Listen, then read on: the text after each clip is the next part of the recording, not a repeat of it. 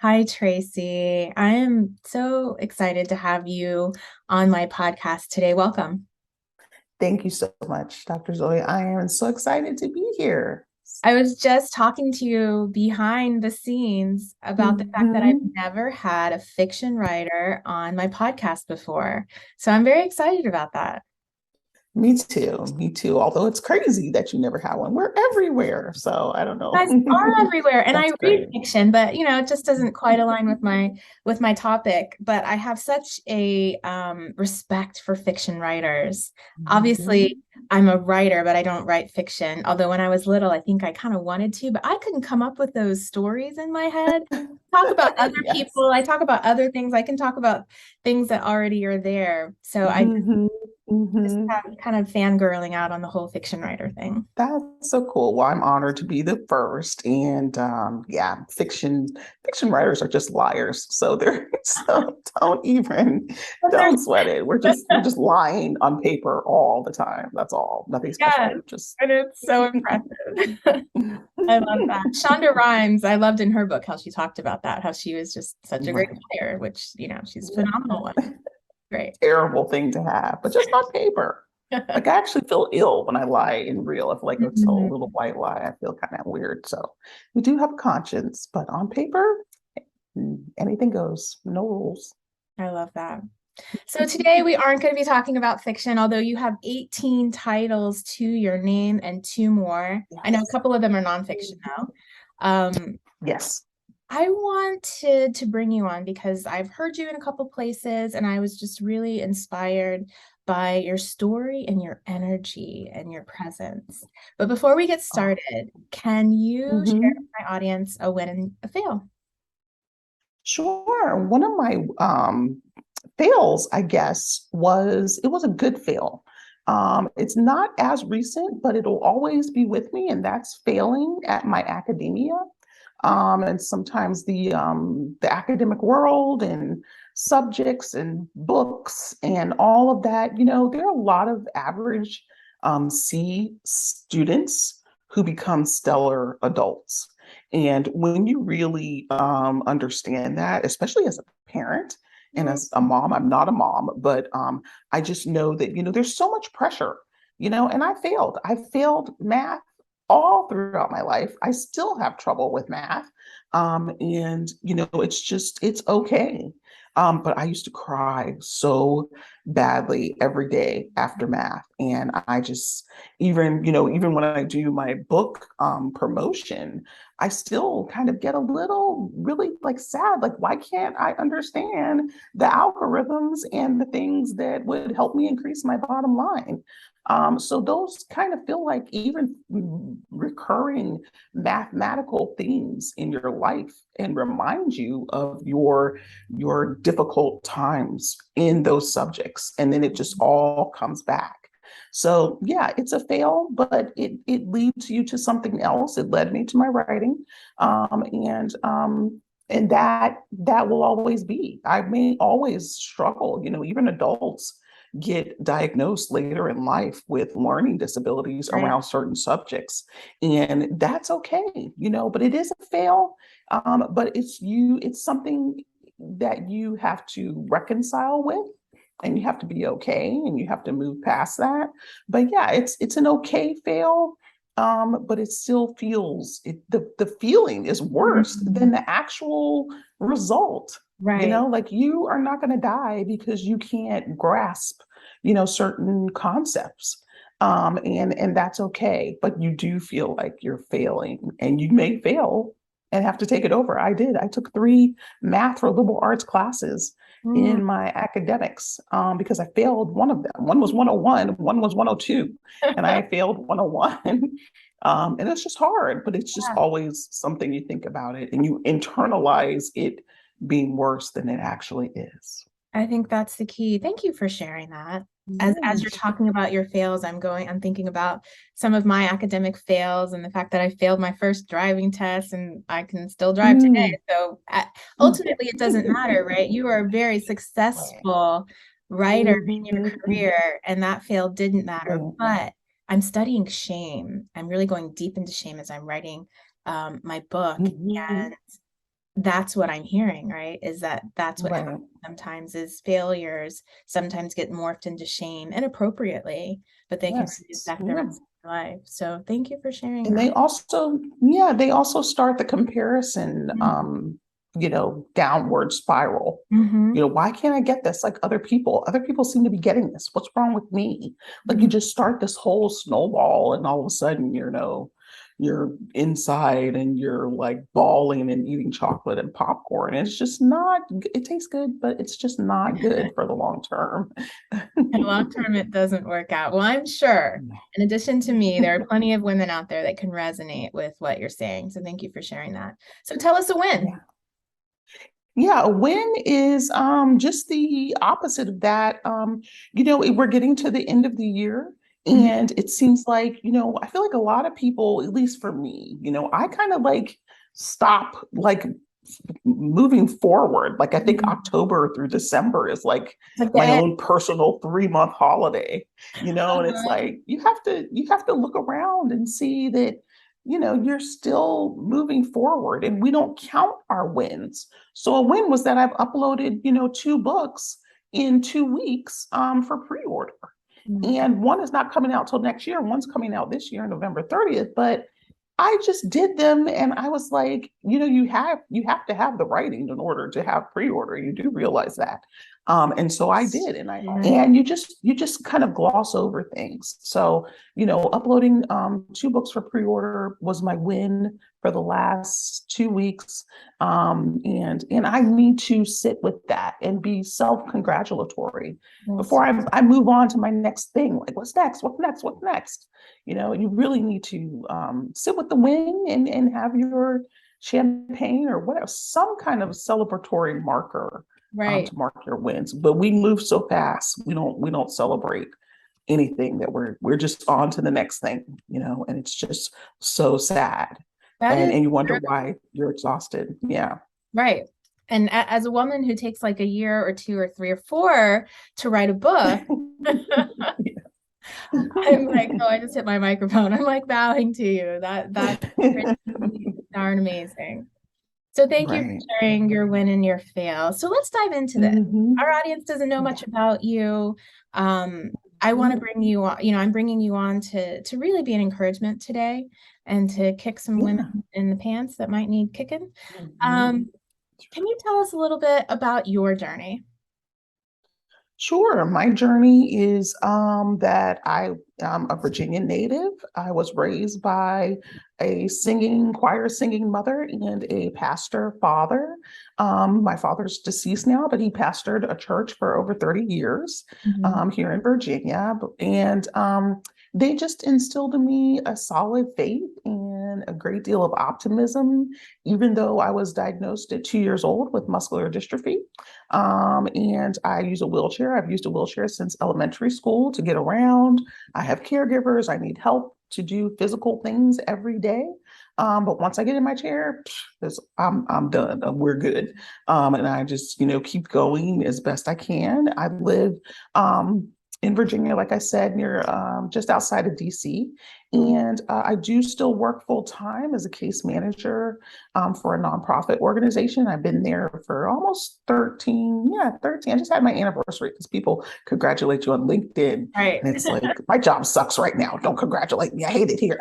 But I'm just kidding. I love my job. I love helping people.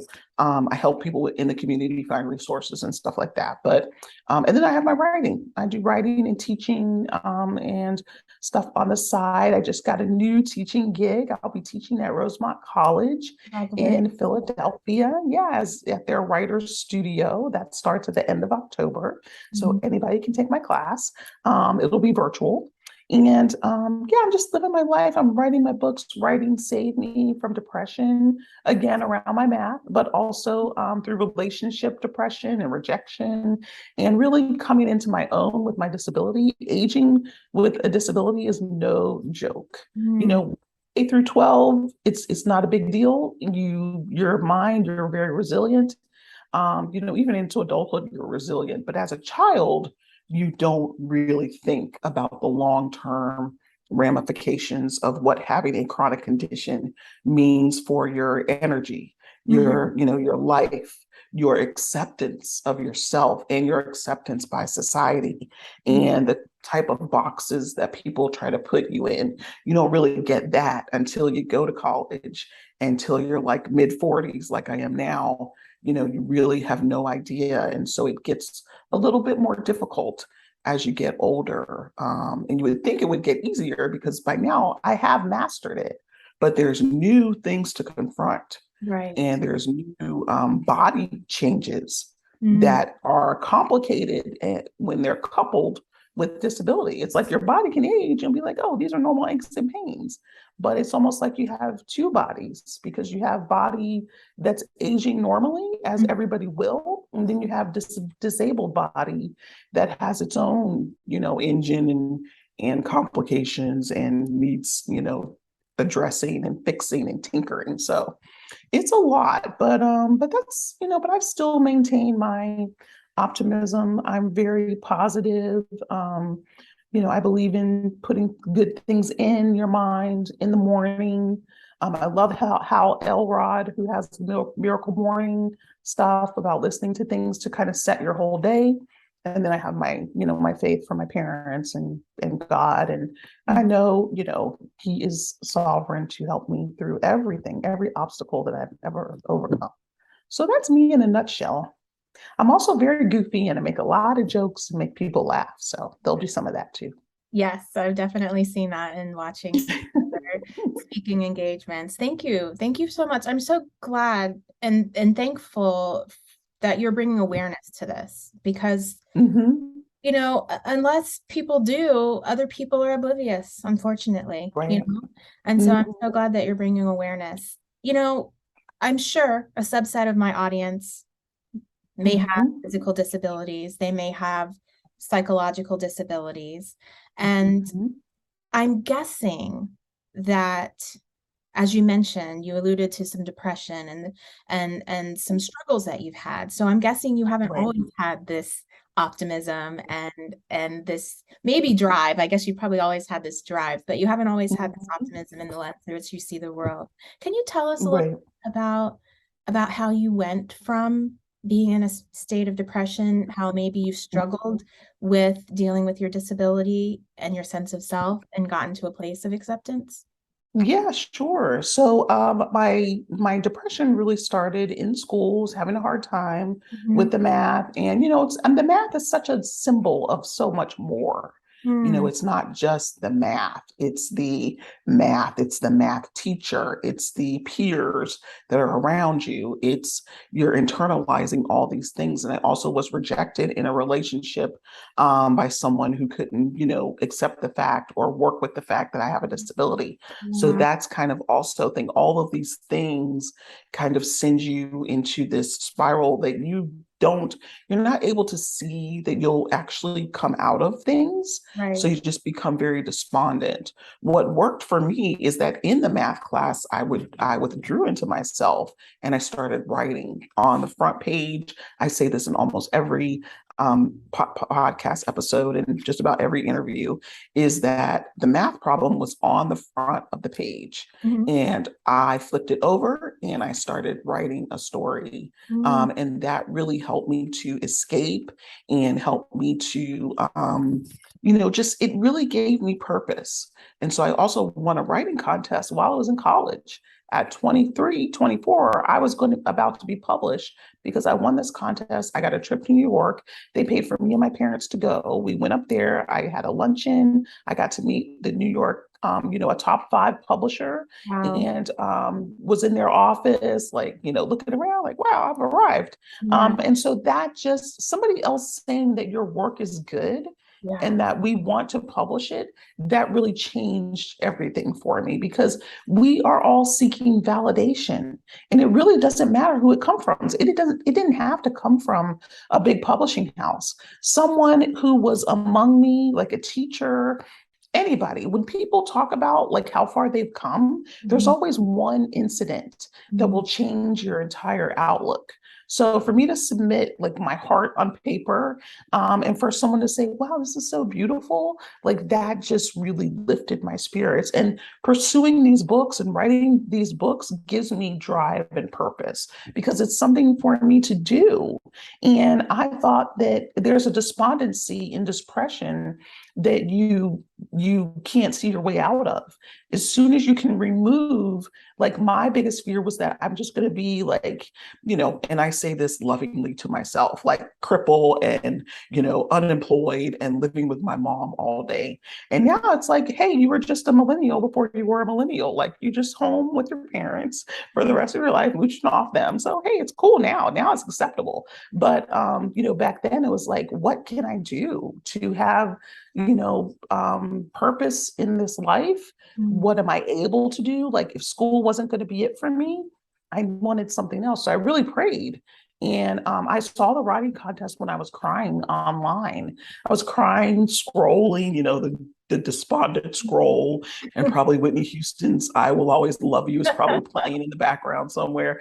And, there's like, some food or some Cheetos laying around. You have Cheeto fingers and you're just like, like you're just despondent. So I really remember seeing that and my tears dried up and I kind of felt like God was speaking to me, like, enter this, this is for you. And I felt like I won before I won. And I actually did win. Right. So that just changed everything. People need something to grasp. That is what will bring you out, something to hold on to, something to motivate you, and to know that whatever you're going through now is only temporary. Like most people don't understand trouble doesn't last always, or joy comes in the morning. It's just all you have to do is get through one next night, one next day, and your next day could be totally better. But you have to hold on long enough in order for that to happen. I love that. Thank you so much for sharing that story. You know, as you were sharing your story, I was just thinking about the woman out there who might be thinking, yeah, but I don't have that validation. I don't Mm-hmm. even know like what to grasp for, what to hold on Mm-hmm. to. Um, I've heard you share before about the parable of the talents and how Mm-hmm. that really affected you and motivated you or influenced you really in your life. Can you share a little bit about that just for the woman who's just thinking, yeah, I don't have anything to grasp. Yeah, I think that everyone needs to, read that. I don't just read the biblical passage Mm. sometimes, but I look for actual sermons about how people expound on that, and that's even more fun to me. Of course, you should read, your Bible every day or how much often you can, but even getting to listen to more like an amplified version, which is more, interesting, more entertaining, but also educational is really important. So I look for sermons about that and so many different people, millions of people expressing that same passage in a different way. The bottom line is that, God gave three men, different, he gave one, like almost, let's say it's like a dollar. He gave $1, one $3, and another $5, and he's looking to the one that came back and had the least amount. So there's two things. He had the least and he did nothing with it. Sometimes I feel having a disability detracts from me and makes me feel less than. Mm. But I have been able to do the most, with the least, Mm. and so I can't walk, I can't stand. And then, when you think about it, I've been able to do more. And I'm not saying that out of, being conceited or arrogant. It's just that I feel sometimes I have so little to work with, Right. as far as my ability to run. Like even in my book promotion, I want to get on a plane and I want to go to this fair and that fair. And I don't. But I make because, they'll bust up my chair. I'll get injured because we're not, it's the plane is like the last transportation mode that is inaccessible. Mm. But I get online, get on podcasts, I do whatever I can, even from my little office here, and make the most of the situation. And some people who can go don't. Some Right. people who can Oh, don't. They refuse. They don't Mhm. want to get out there. They don't try to meet people. They don't send out press releases. Like the opportunity is even greater. It's easier for you to get up and get out of a plane so easily. And I would give a lot to be able to do that. But I don't focus on that. I focus on, well, there's the internet. There's chats you can talk to. I've talked to people in Canada and in Australia and the UK, Mhm. all from the comfort, and other people have the ability to go there and still don't. So I think that God is looking to say, I'm going to give you this much. Do something with this much, whatever it is, Wow, yeah. and do the most that you can, do the best that you can. And so I feel like he's angry, if we don't try as hard as we can, I'm exhausting myself because I want to be like, I did it. Yeah. You see that back there, Lord? I did all of that, with you helping me, of course. But I didn't just sit. I didn't just think that I can't get out. Everything has been difficult for me. I had to be denied for driving modifications to my vehicle 7 times Mm. before the state said, okay, the eighth time, we'll give it to you. We'll give you the help to buy your modification so I could drive. The person that he gave the $1 to would be like, I can't do it. It's too hard. They denied me one time. Yeah. I'm done. I'll just take the bus for the rest of my life. Yeah. Like, duh, Tracee's not taking the bus. Tracee was on a bus from K through 12 and she couldn't stand it. The bus drivers were mean. They cuss you out. They're late. They don't show up. You Yeah. can't go where you want to go. Like these things, the hardships that I had in my life motivated me to try to get to things that I need and wanted, and I won't be able to drive always because muscular dystrophy is a degenerative muscle disease. Most people don't know it makes your muscles weaker over time. Mhm. So there are going to be some things that are going to be increasingly difficult for me. But right now, I can do it. I passed the test. I got a highway restriction. You were speaking of driving earlier. I got a highway restriction. I still went on the highway. And if I got pulled over, I'd be like, I'm just practicing. I got to take this test over again. So I'm just out here practicing, Mr. Officer. Oh, no. And so that was going to be my story. But I could have been like, I can't drive. I have to go to back roads everywhere and I can't. No, like you have to think about how you're going to access the things you want out of this life. And that's what, I feel like I'm being called and other people are being called to do. Doing the most with the least. I love that because I Mhm. know, how inspiring your story is, especially like you said, Mhm. for people who have more privilege and complain Mhm. and, feel like I can and I'm so sorry for myself. And that's why I said I hope this episode to some extent is a little kick in the butt for some people, because I really appreciate your outlook and your view. Yeah, it's great. You have to work with whatever you have, employ that, you Right, know. right. Mhm. So when you were coming out of your depression, was it kind of Mhm. an instant thing? I just hit my microphone again. Or was it a gradual? I think it's gradual, and I think you still have bouts. I think we'll always have Absolutely. bouts of it Mhm. throughout your entire life. If you die at 100, you will have a bout at 99 and a half that says, are you going to make it to 100? Like, why didn't I just do 99?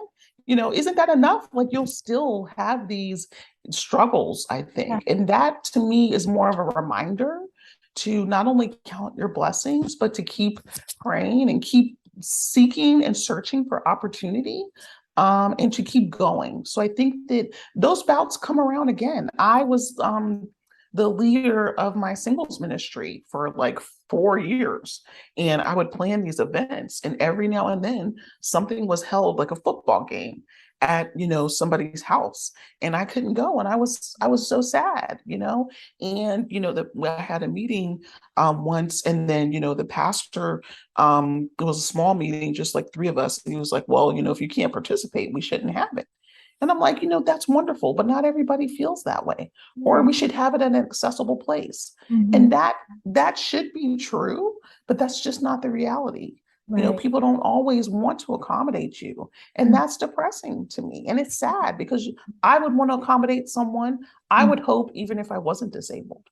but that is not how the world works. And those are bitter pills to swallow. Those are lonely pills. Mm. Those are like, hard to chew. Like these are the things. Not everybody is going to be accommodating. Not everybody is going to be accepting. And I also had to check myself because I was like, I can't go to this event. Do you know how many eligible, good looking men are at the football party? I want to go. Like, so I'm just like totally wrong motive, wrong thinking. But, it was part of it too, that you can meet people at these things. And then here you are, can't go. You're Right. going to make a big fuss, at the risk of, you're going to have to accept some things that you cannot change.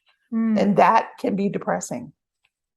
That is so powerful, though. You're going to have to accept some things that you can't change. So Mhm. whether you're dealing with, a physical and mental disability, whether you're dealing with just difficult times, space in your life, bad times that happen, things that are not fair, right?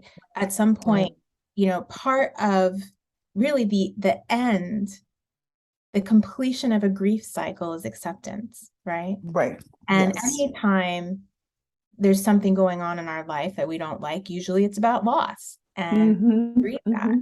And that last step is Right. acceptance. But it also doesn't mean we don't have to go through the other ones of anger and denial and Hmm. bargaining and depression, right? Right. And you're going to have all of those Yeah, always. right. You're always going to have all of those, and you need to have those. Those will motivate you to create change for other people and yourself.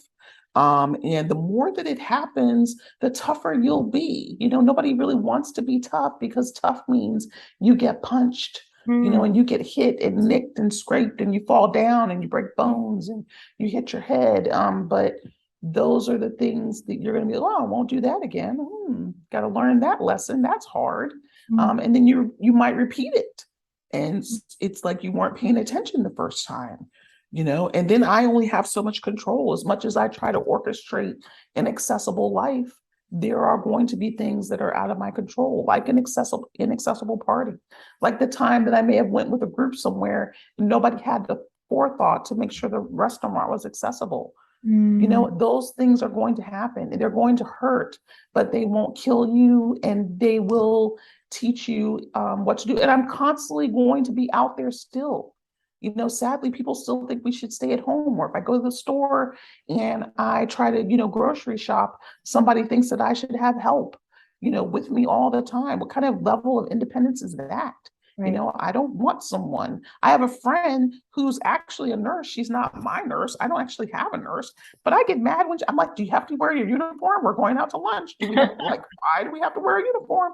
Can you at least carry a shirt that you can change? Like she's usually getting off work and I'm just Yeah. like, here goes Tracee and her nurse. Like, no, Tracee doesn't Mhm. have a nurse. Yeah. So just those little silly little things, it's not a big deal. But when They you add up. have, they add up and Oh. they can send you into, a type of way. They Mhm. can send you into a way, and you have to work hard to get out of that because it can, nicks and scrapes can lead to gashes Right. and outright deep cuts, and so you just have to guard yourself too, just a little bit in order to protect yourself and protect your heart.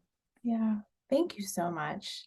So Mhm. I've gotten out of this that one, we have to learn to really walk in acceptance and accept that things aren't Mhm. going to always, be the way that we want them to be. And that's a process and that's a journey.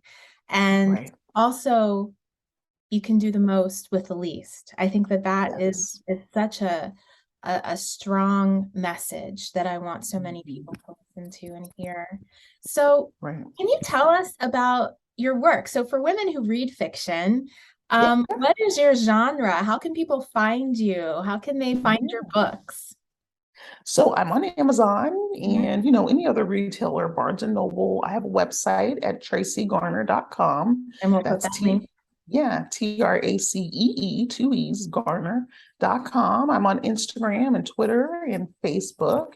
And people can really at my website, they can just use the contact me link and just send me a little message or email me. It's all there at my website. And I write fiction. I write about people falling in love, but whew, They get a lot of adversity before they get to their happily ever after, because those kind of characters are me and Mhm. are the people around me who are facing adversity every single day. Mhm. But choosing to try to love, try to have a family, try to find the one. And, it's fiction, it's escapism, but it's also part of self care, Right. to see and to live vicariously through fictional characters. They have very real problems, though. That's one thing I'll say, is that my characters, they get real problems, and they suffer, and they struggle with their faith, which I think is also important for Mhm. people to see, because I write inspirational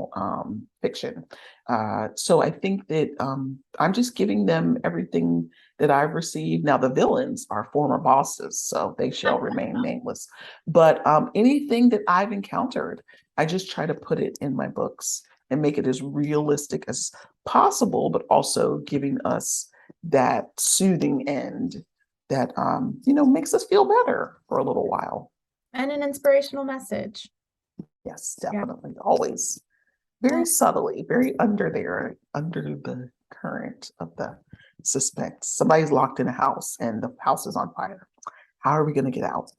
And so that's what I'm doing, torturing their poor souls. Well, I think that's what the best fiction does, is it sends those subtle messages so you're being entertained and not even realizing how Right, much you're right. getting from it on, a non-entertaining basis. So thank you. Mhm, Thank you for your work. Thank you for the time you invest that you don't need to invest and mhm. spreading awareness. And I'm Yes. I'm excited. I haven't checked out any of your titles. I mean, I've looked at them, but I haven't bought any Mhm. of your books yet, but I will be. Well, And I will also give you some free links for the show notes. A couple of books are free. So if people oh, want to get them, I will provide the book funnel links, and I'll send them to you, and people can go and download and give me a try for free. See, thank but I'm going to warn you, you're going to be hooked. So you'll want to know about the entire family and get all the books to the series. Well, I hope so. 18 titles and counting. Thank you so much for coming on the show today, Tracee. Sure. Thank you, Zoe.